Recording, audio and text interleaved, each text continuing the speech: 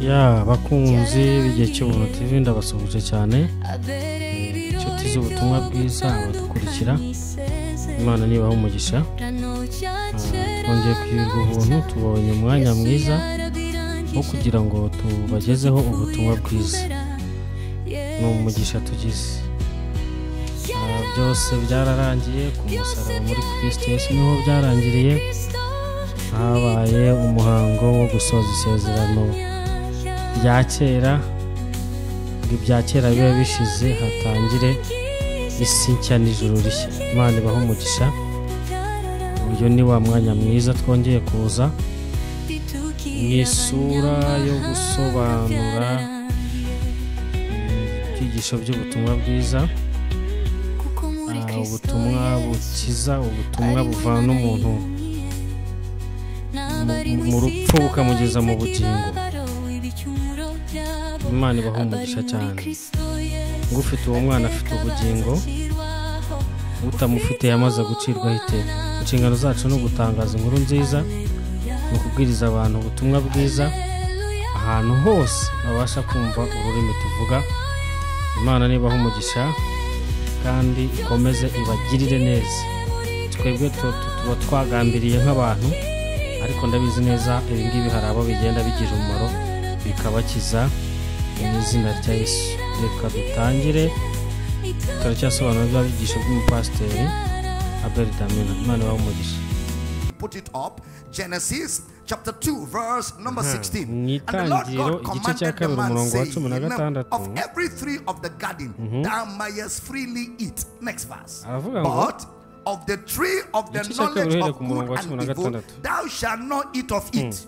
For in the day that thou eatest thereof thou shalt surely die. The day you eat, you shall surely die. Did you observe God's statement? He didn't say the day you eat, I will kill you. So the statement was not a reaction. The statement was a love information. The day you eat of it, you shall surely die. I will not be the one to kill you.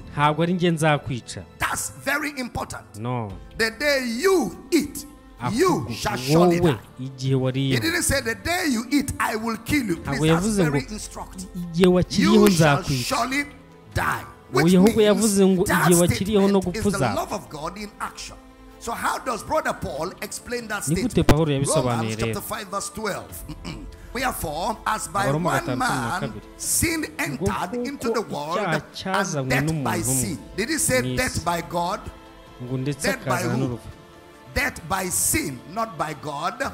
And so death passed upon all men, for that all have sinned. So what was God revealing to Adam when he says the day you eat you shall die? God was revealing sin to Adam. God was revealing sin to Adam.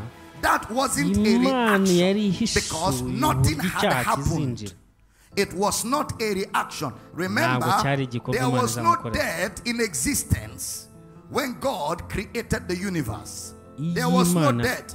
God never created death. God never brought death. Death was not God's invention. Why? Because all that God created is plainly stated in Genesis chapter 1.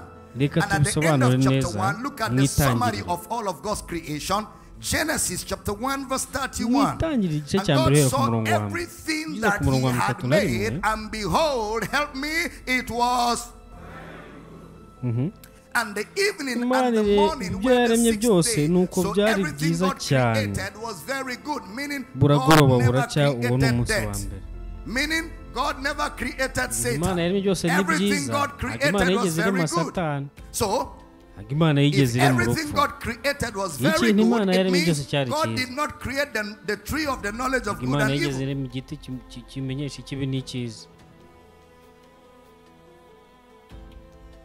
So where did the tree of the knowledge of good and evil come from? It grew up from the ground.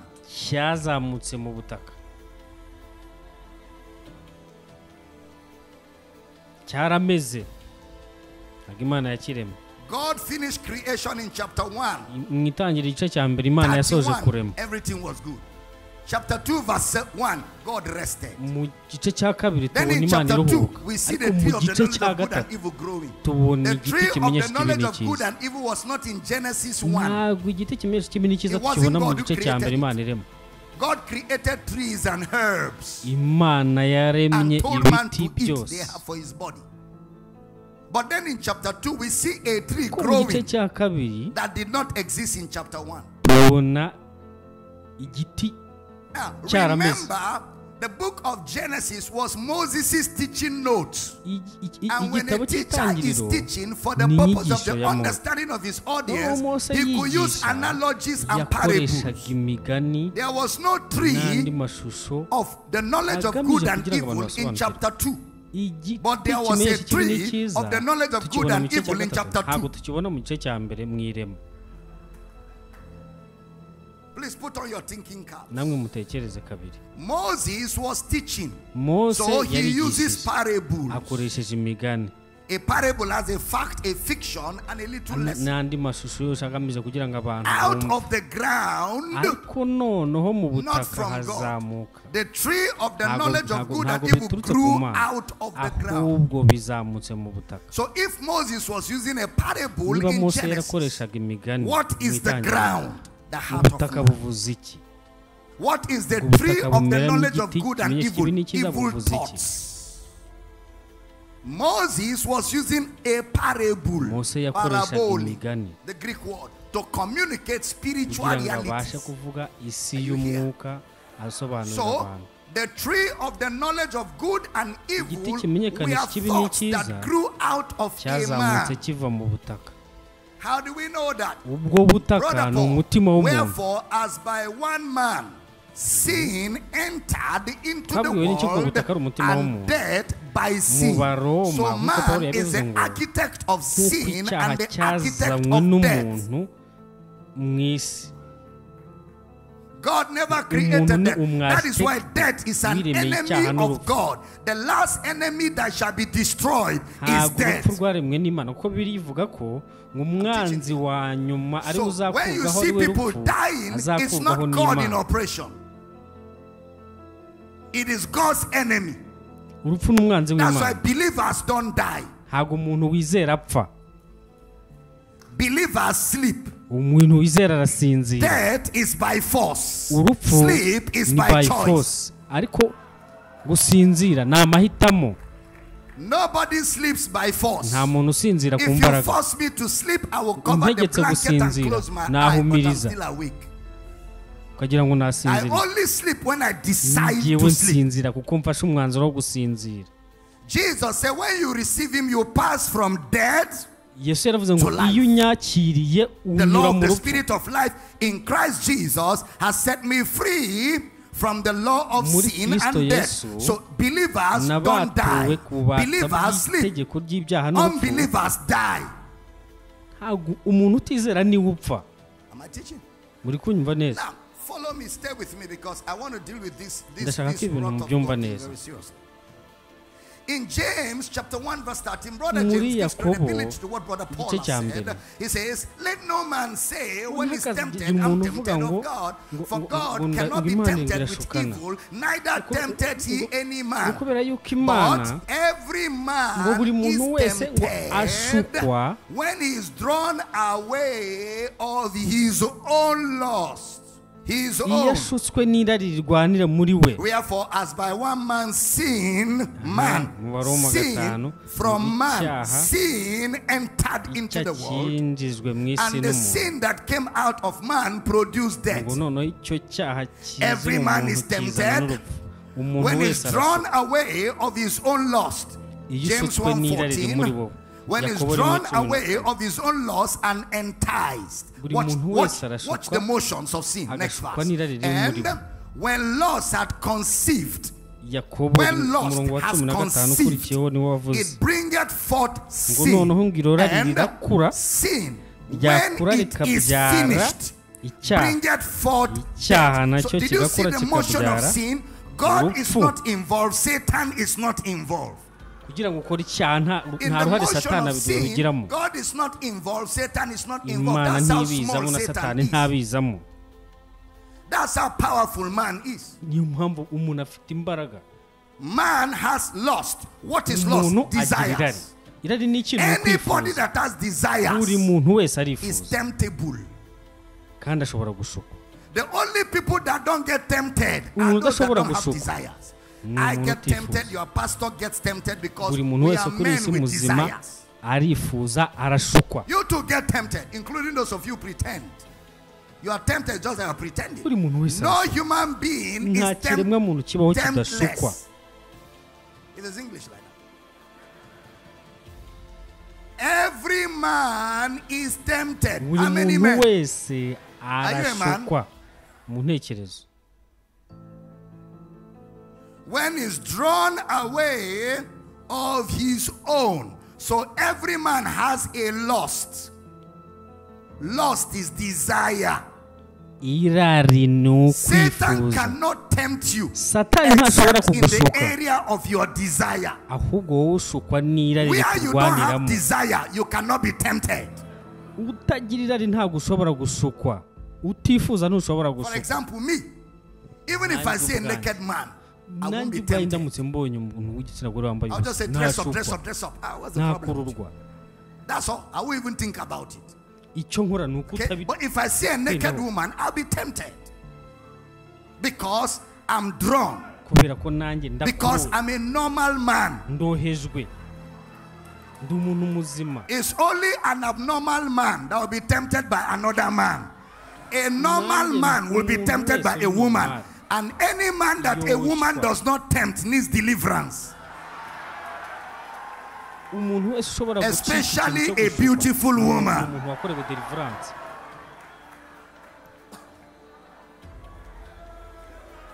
You know, it's only me that can tell you this kind of thing, right? Every man is tempted. Are you a man? Yes. Temptation is not a sin.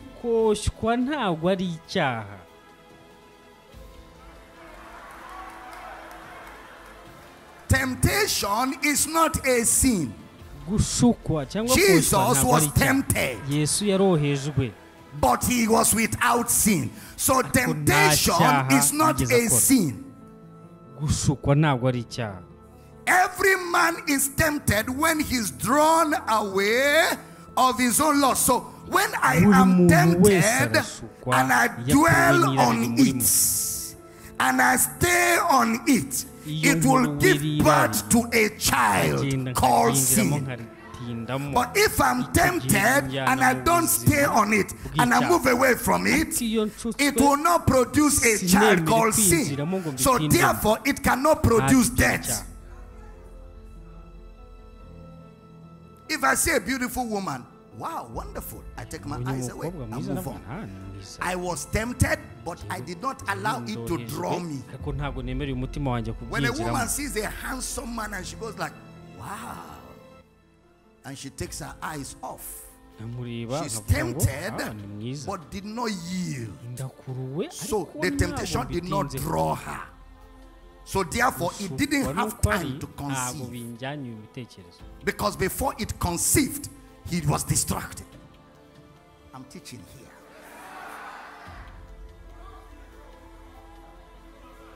Every man is tempted when he's drawn away of his own lust. Then when lust has conceived, so the lust must have time to conceive. When you now sit down and calculate, how am I going to carry it out? You calculate and plan and strategize. That's conception period.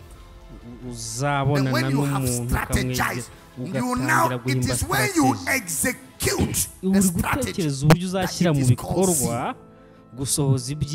And once it produces sin, you can't stop the process. It is not God, it is not Satan. Because when you yielded to the temptation, you produce a child called sin. And sin can never be alone.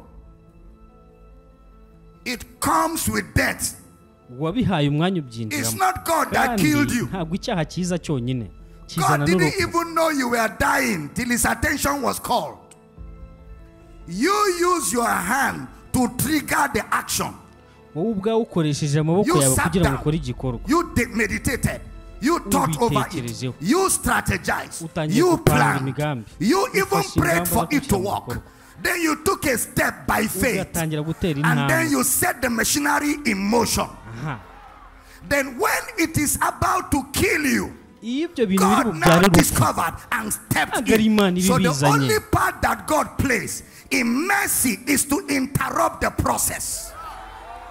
Somebody said if God knows that Adam will have sinned, why did he create Adam? He created Adam because also within Adam, he put in Adam the ability to decide to sin and the ability to decide not to sin, and gave Adam the freedom to make the choice. But listen carefully, everybody. You make the choice, but you don't determine the outcome of the choice. So you have a free will, but your will is not that free. You have a free will, but your will is not that free. It is free in the sense that you will make the choice. You will make the decision. But it is not free in the sense that you do not determine the outcome of that decision. The outcome is beyond your power, but the choice is within your power. So when thinking of the choice, go beyond the choice. Think of the outcome, because the outcome can live with you for the rest of your life. It's not God. Every man is tempted when he is drawn. It's not Satan. Many things we blame Satan for. Satan is waiting to report you on the judgment day. Even the one he decided he blamed God, is it fair? I'm teaching good. Give me a few minutes. Let me push this a little more. Now, so the Bible tells us that it is by the law you have the knowledge of sin. Look at Romans chapter 5 verse 13. Romans chapter 5 verse number 13. For until the law, sin was in the world, but sin is not imputed when there is no law.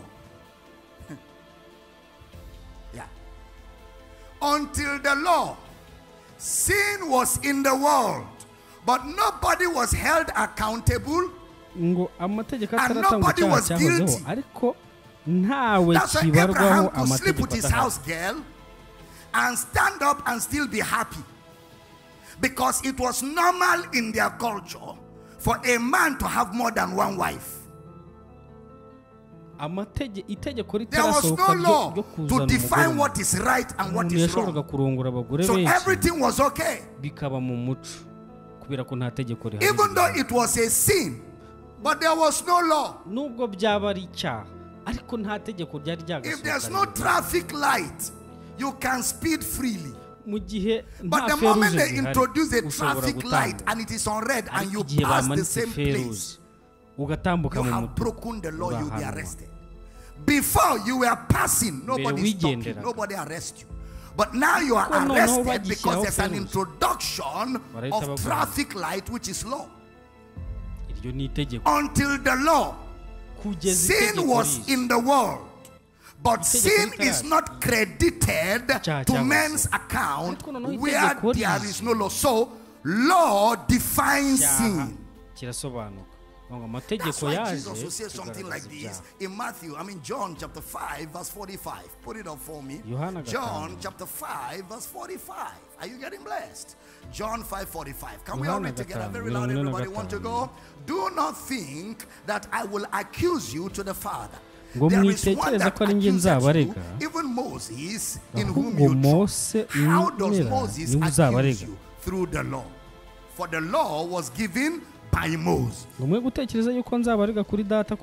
the accuser of the brethren is not Satan. The accuser of the brethren is the law of Moses. The law of Moses is accusation. Then look at what Jesus will now say in that John chapter 5 verse 46. Let's read together, everybody. John 5:46. Want to go? For had you believed Moses, you would have believed me. Why? ari ibyanjye yanditse. The way you're reading, you're not reading like you have some life inside you. Can I hear you read like you have some life in by else? I want to go.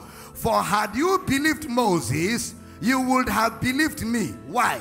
For he wrote of me. Iyo muza kwemera Mose nanjye mwamwaranyemeye. That's why he's accusing us. Then now again you say we should believe Moses, for he wrote of you. Why does it sound like a contradiction? No, there's no contradiction. What Jesus is saying is that Moses in Genesis, Exodus, Leviticus, Numbers, Deuteronomy wrote two things.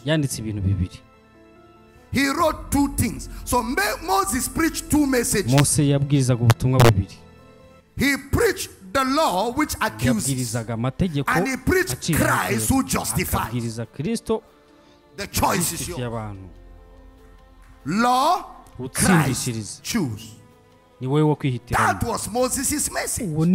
So the job of the preacher today is when he reads the book of Moses, he rightly divides the law from Christ. He trashes the law and feeds God's people. Kararangiye ariko ngira ngo twabyumvise ingenzi nashakaga nuko ubutumwa bwumvikana ahangaha mba ngira ngo mvana abantu mu isezerano rya kera mbinjiza mu isezerano rishya. Igisho cy'ubushize twabonye yuko isezerano rya kera ari umwijima cyangwa se ari ubwiru no kugira ngo winjiremo kwinjirana mu isezerano rishya ari rwo cyangwa se ari ibyo byahishura interpretation ya Bibiliya. Icy'ingenzi rero nashaka twumva kuvuga ngo mu itangiriro tubona Imana irema mu gice cya mbere mu bintu yaremye uko yabivuze. Imana yigeze irema Satani, Imana yigeze irema igiti imenyekanisha ikibi n'icyiza. Hari aho yasomye aravuga ngo ubona ko ibyo Imana yaremye byose ari byiza. Mu byo yaremye urupfu ntirurimo, igiti kimenyekanisha ikibi ntikirimo, na Satani ntarimo. Akongera akavuga ati igiti tukibona cyarakuze, igiti kimenyekanisha ikibi n'icyiza cyarakuze mu butaka. Akaza gusobanura ko ubwo butaka ari umutima w'umuntu, kandi Yesu nawe yarabivuze ati imbuto mu bibi yasohoye imbuto agenda zibiba mu butaka bumeze gutya na gutya zimeze nk'umukara, izindi mu butaka bwiza, agamije kuvuga umutima w'umuntu. Arongera asobanura mu Waroma igice cya 5 aravuga ati icyaha cyinjijwe mu isi n'umuntu, hanyuma icyaha nacyo kize kiza kizanye urupfu rwose. Avuga ati noneho ikimenyekanisha ikibi n'icyiza cyavutse mu butaka. Ubutaka aribwo butuma umuntu no kuvuka kw'icyo giti cyangwa se kumera kw'icyo giti muri ubwo butaka cyaje kizanye icyaha. Icyaha nacyo kiza kizanye urupfu. Imana yigeze irema urupfu, ahubwo urupfu ngo ni umwanzi w'Imana ari uzakurwaho inyuma y'abanzi bose, agashyirwa munsi y'ibirenge by'abana b'Imana. Imana ibamugisha. Icyo nashaka kumvikanisha ahangaha nuko gupfa k'umuntu Imana itabigiramo uruhare, ahubwo nk'uko abivuga hano, uwizera arasinzira ntagapfa. Gupfa si ku bushake, ariko gusinzira ni ku bushake. Imana ibaho umugisha, ni umunezero mu isezerano rishya. Nta rupfu, hari ubugingo buhoraho, ntabwo hariho gucirwa n'iteka, ahubwo hari imbabazi z'iteka. Imana